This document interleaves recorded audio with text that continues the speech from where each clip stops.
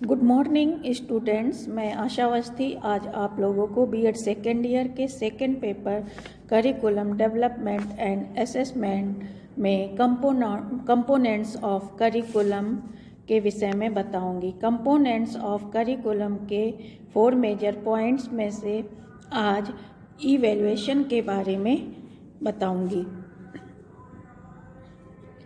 Evaluation.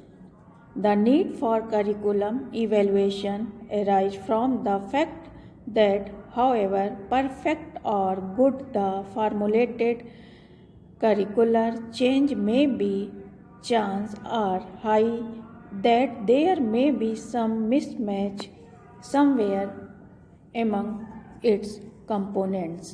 यानी पाठचर्या मूल्यांकन की आवश्यकता में इसलिए उत्पन्न होती है कि जो भी हमने करिकुलम तैयार किया है वो परफेक्ट है कि नहीं। यदि कुछ उसमें अगर पूर्ण परफेक्ट नहीं है तो उसमें कुछ चेंज की आवश्यकता है।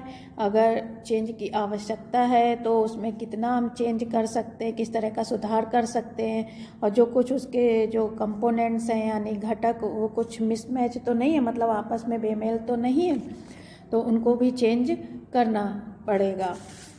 तो evaluation is a very broad and comprehensive term which is applied to evaluate any objective, जैसे एग्जाम्पल इंडिविजुअल, इंस्टीट्यूशन, इवेंट आदि। जैसे मूल्यांकन एक बहुत ही व्यापक शब्द है जिसे किसी भी वस्तु का मूल्यांकन करने के लिए लागू किया जाता है, जैसे किसी व्यक्ति का, किसी संस्था का या किसी घटना का।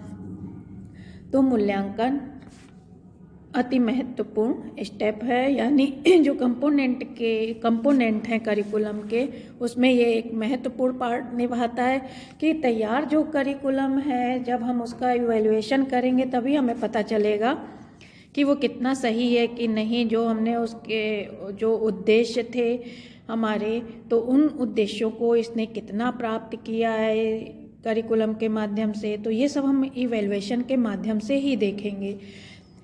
तो लेवल ऑफ करिकुलम इवैल्यूएशन, तो उसके ऑब्जेक्टिव्स और सेकेंड एक्टिविटीज और थर्ड है इवैल्यूएशन। यानी जो ऑब्जेक्टिव्स हैं तो पहले तो हम अपने शैक्षिक उद्देश्यों का निर्धारण करते हैं, फिर उसके अकॉर्डिंग करिकुलम बनता है। तो उन ऑब्जेक्टिव्स को हमने प्राप्त किया है कि नहीं, ये हमें इवैल्यूएशन के माध्यम से पता चलेगा। एक्टिविटीज, जो प्रोसेस चलती है करिकुलम को बनाने के लिए, इसमें वो सारी चीज़ें, गतिविधियाँ, क्रियाविधियाँ आदि आ जाती हैं जिसके माध्यम से करिकुलम बनके तैयार होता है। फिर इवैल्यूएशन होता है उसका, और फीडबैक के द्वारा हम उसमें पता करते हैं कि कहाँ सुधारना है, कहाँ नहीं, किस को परिवर्तित करना है, इस मतलब किस में चेंज लाना है, और जिस लेवल के लिए है उस लेवल के स्टूडेंट के लिए ये परफेक्ट है कि नहीं। तो ये ये लेवल हैं करिकुलम इवैल्यूएशन के। फिर इसके बाद CIPP model of curriculum evaluation का आता है। ये मॉडल जो है स्टफल बीम्स ने दिया है और उन्हीं ने ये CIPP मॉडल बताया है। तो उनके अकॉर्डिंग जो CIPP मॉडल है, तो जो उसका फुल फॉर्म है, C का मतलब है कंटेंट ऑफ द प्रोग्राम, और I का मतलब है इनपुट इनटू द प्रोग्राम, और फिर P का मतलब है process within the program, फिर P का मतलब है प्रोडक्ट ऑफ द प्रोग्राम। यानी ये है CIPP मॉडल। तो जो हम करिकुलम का इवैल्यूएशन करेंगे तो वो इस आधार पर करेंगे, यानी कंटेंट ऑफ द प्रोग्राम क्या है, यानी जो इसका मतलब जो भी विषय वस्तु है उसके मूल्यांकन का उद्देश्य किसी कार्य को किसी प्रकार से करना है, उसका निर्धारण करना एवं मूल्यांकन के अवसरों एवं आवश्यकताओं की पहचान करना होता है। इसके द्वारा अंतर्निहित समस्याओं का निदान किया जाता है, यानी उनको डायग्नोस करके उनको समाधान किया जाता है। मूल्यांकन निविष्टियाँ एवं उत्पाद की वास्तविक तुलना विधि द्वारा की जाती है, और जो मूल्यांकन से हमें निष्कर्ष प्राप्त होता है वो हमें किसी भी चीज़ के लिए निर्णय लेने तथा प्लानिंग करने और उसमें चेंज करने में सहायता मिलती है। जैसे मान लीजिए कि जिस कक्षा के लिए हमने करिकुलम बनाया है, अब वो कितना सही बना है कितना नहीं, तो ये हमें मूल्यांकन के द्वारा पता चलेगा। जब मूल्यांकन करेंगे इवैल्यूएशन, तो हम उसमें चेंज भी ला सकते हैं अपनी योजनाओं में, और उसके अकॉर्डिंग उसमें जो भी हमें परिवर्तन करना है, चेंज लाना है, जो भी करना है और उसमें कितना संशोधन करना है, वो सब हम मतलब इवैल्यूएशन के द्वारा ही पता करते हैं। तो इसलिए इसको मतलब संदर्भ को ध्यान में रखते हुए इसका मूल्यांकन आवश्यक हो जाता है। फिर है दूसरा, इनपुट इनटू द प्रोग्राम, यानी जो भी हमारे मतलब डेटा है यानी इनपुट हैं, तो इनपुट का मतलब मूल्यांकन का उद्देश्य है कि प्रणाली की क्षमताओं का आकलन करना तथा उपलब्ध जो हमारे साधन है यानी जो इनपुट है कि स्ट्रेटजी में सुधार एवं रूपरेखा का निर्माण करना। मतलब स्ट्रेटजी में सुधार करेंगे और उसकी ड्राफ्टिंग का सुधार करके तब हम उसकी ड्राफ्टिंग बनाएंगे, यानी कोई डिजाइन तैयार करेंगे करिकुलम के लिए। इसे विश्लेषण, संसाधन, समाधान, रणनीतियाँ और प्रासंगिकता और व्यवहारिकता तथा प्रक्रियात्मक विधि द्वारा इसको असेस किया जाता है। इसमें छात्रों का मतलब जो स्टूडेंट हैं उनका बिहेवियर और करिकुलम के ऑब्जेक्टिव्स और कंटेंट, टीचिंग मेथड आदि के को मतलब ध्यान में रखकर हम उसका इवैल्यूएशन करते हैं। फिर तीसरा है प्रक्रिया यानी process within the program. तो मतलब ये प्रोसेस यानी प्रक्रिया से संबंधित है। तो मूल्यांकन जो इवैल्यूएशन की जो प्रोसेस में कमियां रह गई हैं उनकी पहचान करना तथा उसमें सुधार करना इसका प्रमुख एम होता है। इससे क्या होगा कि इससे प्रभावी शिक्षण और होगा और छात्रों की जो लर्निंग प्रोसेस है वो भी अच्छी तरीके से चलती है, और इसका जो एप्लीकेशन है वो छात्रों के मतलब परफॉर्मेंस में मतलब सुधार करता है और उसको प्रभावी बनाता है। तो इसलिए इस तरह से जो ये प्रोसेस मतलब प्रोसेस इवैल्यूएशन है, ये पाठचर्या यानी करिकुलम में सुधार में काफ़ी हेल्पफुल होता है। इसके माध्यम से हम उसके प्रोसेस में और जो प्रोसेस के दौरान हम सुधार करते चलते तो वो हमारा फॉर्मेटिव इवैल्यूएशन होता है, यानी प्रक्रिया के दौरान जिसका हम करते हैं। फिर नेक्स्ट है प्रोडक्ट ऑफ द प्रोग्राम, यानी ये जो प्रोडक्ट इवैल्यूएशन या पाठचर्या के उद्देश्यों अथवा लक्ष्य मतलब जो उद्देश्य यानी एम्स एंड ऑब्जेक्टिव्स हैं उनको पूरा करने पर बल देता है। इसकी जो एथेंटिसिटी है उसकी मतलब जो व्याख्या की जाती है वो इसके मेजरमेंट के आधार पर की जाती है, और यह परिणामों की सूचनाओं एवं उत्पाद प्रक्रिया से संबंध स्थापित करता है तथा मूल्यांकन उसके मतलब मूल्यांकन के विषय में जानकारी प्रदान करता। अर्थात कि ये जब लास्ट में होने वाला मूल्यांकन है यानी इवैल्यूएशन, जिसे हम समेटिव मतलब इवैल्यूएशन कहते हैं, तो ये हमारा जो जैसे करिकुलम जो बन के तैयार हुआ है उसके जब हम उसका मूल्यांकन करते हैं ये उस तरीके का मूल्यांकन है। तो ये आपको उम्मीद है कि CIPP मॉडल करिकुलम का आपको समझ में आ गया होगा कि किस तरह से ये 4 स्टेप्स हैं इसके। फिर इसके बाद है कैरेक्टरिस्टिक्स ऑफ गुड इवैल्यूएशन, कि एक अच्छे मूल्यांकन की क्या विशेषताएं होनी चाहिए। तो मूल्यांकन यानी अच्छे मूल्यांकन की विशेषताएं, पहली है वैलिडिटी यानी वैधता। तो एक उत्तम परीक्षण तभी वैध माना जाता है यानी वैलिड माना जाता है। यहाँ पे परीक्षण की वैलिडिटी से तात्पर्य उसकी सार्थकता से यानी रिलेवेंसी से है कि जो परीक्षण है वो जिस चीज़ को मापने के लिए बनाया गया है उसका ही वो मापन कर रहा है कि नहीं।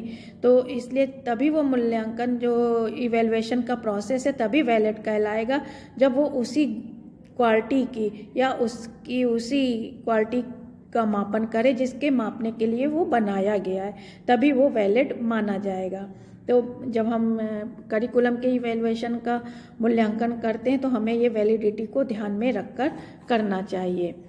दूसरी है यूजेबिलिटी यानी उपयोगिता। तो जो भी इवैल्यूएशन प्रोसेस जो चल रहा है उसकी सबसे महत्वपूर्ण विशेषता है कि उसका प्रयोग, और उसका प्रयोग किस तरीके से हम कर रहे हैं। जैसे कोई भी अगर टेस्ट है या परीक्षण है, उस मतलब विद्यार्थियों की यानी अधिगम यानी लर्निंग अचीवमेंट्स को मूल्यांकन करने के लिए कोई भी परीक्षण अगर बनाया जाता है तो उसका व्यवहारिक होना यानी प्रैक्टिकली होना बहुत ही ज़्यादा आवश्यक है। तो जब हम करिकुलम के उपयोगिता जांचेंगे तो उसका भी करिकुलम को ये जांचना कि वो वर्तमान समय के लिए और छात्रों के लिए व्यवहारिक है कि नहीं, तभी वो उपयोगी होगा। फिर है ब्रॉडनेस यानी व्यापकता। अब इसका मतलब मूल्यांकन की व्यापकता से मतलब है कि जो हमने एजुकेशनल ऑब्जेक्टिव्स निर्धारित किए थे उन संपूर्ण उद्देश्यों की वो जांच ठीक से कर रहा है कि नहीं।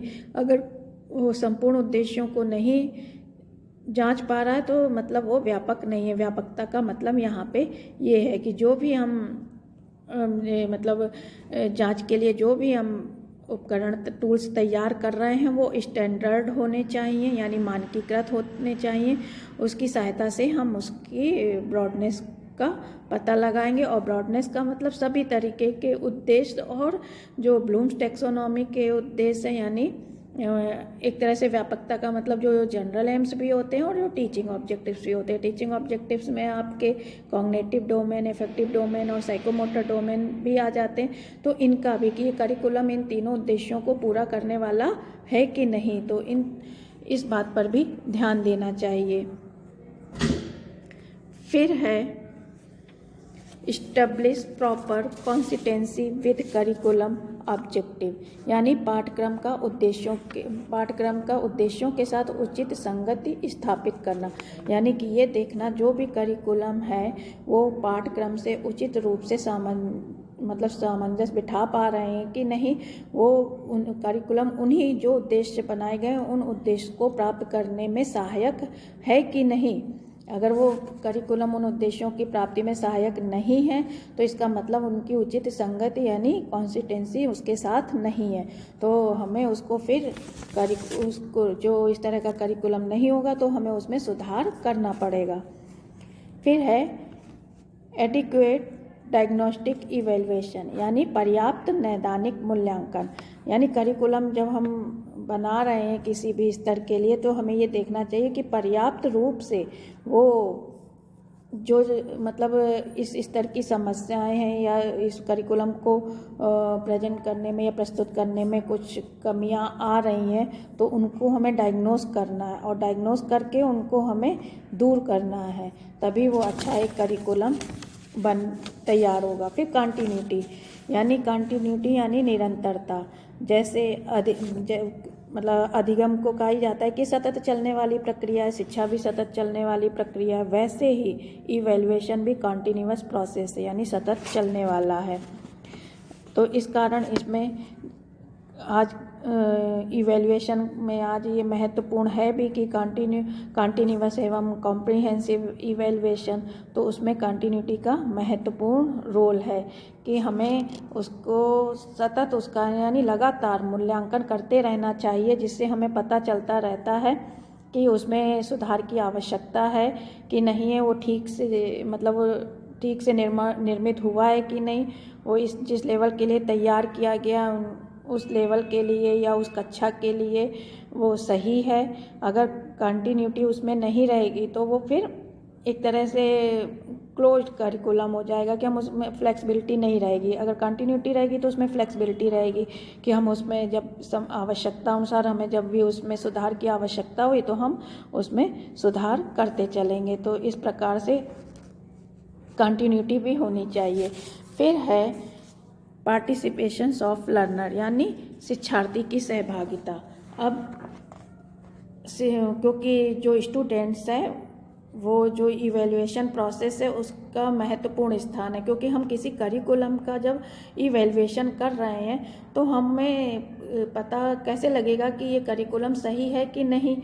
तो हमें वो करिकुलम को विद्यार्थियों के ऊपर ही अप्लाई करना, और जब विद्यार्थियों का हम इवैल्यूएशन करेंगे तभी हमें पता चलेगा कि वो सही है कि नहीं।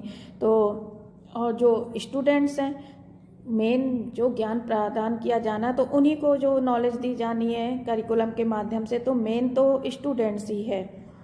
तो इसलिए इस प्रोसेस में स्टूडेंट्स का जो बिहेवियर चेंज हो, मतलब इस करिकुलम के माध्यम से कितना उनका बिहेवियर चेंज हुआ, यानी मतलब उनकी कितनी लर्निंग हुई, कितनी नहीं हुई, जो नहीं हुई तो क्यों नहीं हुई, ये सब का हम कंटिन्यूअस जब इवैल्यूएशन करते चलेंगे तो हमें पता चलेगा तो कि करिकुलम हमारा उचित है कि नहीं। तो इसलिए स्टूडेंट्स की सहभागिता इसमें आवश्यक है, क्योंकि बिना स्टूडेंट्स के हम करिकुलम की सार्थकता नहीं जान सकते कि वो कितना रेलिवेंट है। तो इसलिए करिकुलम में विद्यार्थी एक महत्वपूर्ण घटक है।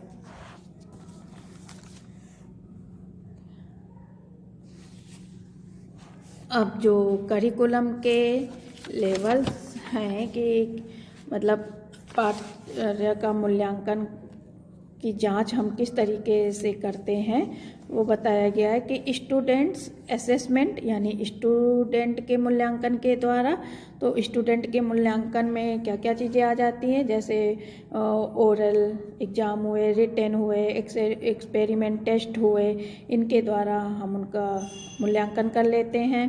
और कुछ क्वेश्चन आंसर टाइप में हमने पूछा उनकी कितनी मतलब टीचिंग लर्निंग हुई है, ये सारी चीज़ें हम स्टूडेंट्स का मूल्यांकन करके पता कर लेते हैं। यानी जो हम कक्षा में जो जब टीचिंग करते हैं, जब यानी शिक्षक जब कक्षा में टीचिंग करता है तो उस समय भी वो स्टूडेंट का मूल्यांकन कर लेता है, क्वेश्चन के द्वारा पूछता है, डिस्कशन करता है, उनके द्वारा वो उसका मापन कर लेता है। फिर नेक्स्ट है करिकुलम इवैल्यूएशन, यानी पाठचर्या का मूल्यांकन। तो इसके लिए जो ऑब्जेक्टिव हैं, कंटेंट हैं, टीचिंग मेथड्स हैं, इवैल्यूएशन ऑफ स्टूडेंट्स हैं, जिनकी हम पहले ही मतलब इसमें पहले चर्चा की जा चुकी है। यहाँ पे मतलब इतना है कि जो उपयुक्त ये कंपोनेंट्स हैं, इन कंपोनेंट्स का मूल्यांकन यह निश्चित करता है कि पाठचर्या लक्षित समूह की आवश्यकता तथा शैक्षिक उद्देश्यों के अनुरूप है या नहीं, या सभी घटक अन्य कई घटकों से प्रभावित होते हैं और इनका जो ये कंपोनेंट मतलब ये घटक है, इनका एक दूसरे के साथ जोड़कर इवैल्यूएशन किया जाता है। तो क्योंकि एक पर नहीं, क्योंकि इवैल्यूएशन आपका फोर्थ मेजर पॉइंट है कंपोनेंट्स का, लेकिन जब हम मूल्यांकन करेंगे किसी भी करिकुलम का तो जो पहले के थी आपके कंपोनेंट्स हैं वो भी इसमें शामिल हो जाते हैं, एक दूसरे से जुड़ जाते हैं। जो आपके ऑब्जेक्टिव्स हैं, कंटेंट हैं, लर्निंग एक्सपीरियंसेस हैं, ये सारी चीज़ें उसमें जुड़ जाती हैं एक दूसरे से। तो पाठचर्या मूल्यांकन का उद्देश्य पाठचर्या के पुनर्निवेश को संचित करना होता है। इसके प्रयोग के द्वारा पाठचर्या में सुधार लाना होता है। मुख्य इसका उद्देश्य यही होता है कि पाठचर्या में सुधार लाना। फिर है स्ट्रेटजीज ऑफ करिकुलम इवैल्यूएशन, यानी करिकुलम इवैल्यूएशन की क्या रणनीति है। तो उसके लिए सबसे पहले हम ये करते हैं प्री टेस्ट ऑफ करिकुलम, यानी जो करिकुलम का हम निर्माण करने जा रहे हैं तो उसका सबसे पहले हम प्री टेस्ट कर लेते हैं। वो भी प्री टेस्ट किसके ऊपर, स्टूडेंट्स के ऊपर ही हम करते हैं कि ये हमारा करिकुलम कितना सुटेबल है, कितना नहीं है। तो प्री टेस्ट के द्वारा हम पता कर लेते हैं। फिर है दूसरी स्ट्रेटजी से इसकी फॉर्मेटिव इवैल्यूएशन। तो ये प्रोसेस के दौरान होती है, doing during the process of curriculum function, it is continuous process. ये जब करिकुलम निर्माण का प्रोसेस चल रहा होता है उस समय हम फॉर्मेटिव इवैल्यूएशन करते हैं, यानी रचनात्मक मूल्यांकन करते हैं। और ये कंटिन्यूअस चलता है कि क्योंकि इसमें हम प्रोसेस के दौरान सुधार करते चलते, जैसे निर्माण के दौरान हमें पता चला कि अभी इस चीज़ में कमी है तो हमने उस चीज़ को सुधार लिया, या ये चीज़ अनावश्यक है तो उसको हटा दिया, किसी चीज़ में चेंज की कि ये समय अनुसार ये चीज़ सही नहीं है, इसमें ये चेंज करने की आवश्यकता, तो हमने उसमें चेंज कर दिया। तो इस तरीके से ये प्रोसेस के दौरान चलता है। तो हम इसमें निर्माण के दौरान ही उसमें चेंज करते चलते हैं, इसीलिए इसे निर्माणात्मक मूल्यांकन भी कहते हैं, और रचनात्मक और फॉर्मेटिव इवैल्यूएशन। फिर तीसरा है आपका सुमेटिव इवैल्यूएशन। तो इसमें क्या है कि जब the summative evaluation is done at the end when the task in our this is evaluation of the end result of some performance. मतलब ये एंड में होता है। समेटिव इवेल्युएशन जब पाठ्यक्रम का निर्माण हो जाता है तो उसके एंड में हम करते हैं कि ये पाठ्यक्रम हमारा कितना सही है कितना नहीं है। ये प्रोसेस के दौरान नहीं होता। प्रोसेस के दौरान तो हम सुधार करते चलते हैं, लेकिन एंड में जब तैयार पाठ्यक्रम का हम इवेल्युएशन करते हैं तो तब हम उसका रिजल्ट देखते हैं कि ये किस प्रकार का परफॉर्मेंस दे रहा है। ये करिकुलम अगर सही देता है तो हम उसको लागू कर देते हैं। और क्योंकि ये रिजल्ट भी हम किस में देखते हैं, हम स्टूडेंट्स में ही देखते हैं, जिसको हम पायलट स्टडी कहते हैं। पहले कुछ समूहों में हम करके इसको देख लेते हैं कि हमारा करिकुलम कितना सुटेबल है, कितना परफेक्ट है। तो इस प्रकार से उसका किसी भी करिकुलम का हम 3 प्रकार से मूल्यांकन कर सकते हैं, यानी प्री टेस्ट और फॉर्मेटिव और सुमेटिव। तो इस प्रकार से जब हम किसी भी करिकुलम का इवेल्युएशन करेंगे तो उससे हमें कमियां पता चलेंगी और वो हमारा एक परफेक्ट करिकुलम बनकर तैयार होगा, जो स्टूडेंट्स के लिए लाभकारी होगा और समाज के भी अच्छे परिणाम देने वाला होगा। इसलिए समय समय पर शिक्षा समिति और ये कमेटियाँ बैठाई जाती हैं, जिससे हम समय अनुसार अपने करिकुलम में परिवर्तन कर सकें और उसे सुधार कर सकें। तो ये सब इवेल्युएशन के द्वारा ही हमें पता चलता है। तो आगे हम जब समिति बैठती है तो हम उसमें उन चीज़ों को ध्यान में रखकर और उस पर कार्य करते हैं। तो इस प्रकार से आपको ये कंपोनेंट में जो 4th मेजर पॉइंट था करिकुलम के कंपोनेंट्स का, जो में 4 पॉइंट था इवेल्युएशन, उम्मीद है कि आप लोगों को अच्छे से समझ में आ गया होगा। धन्यवाद।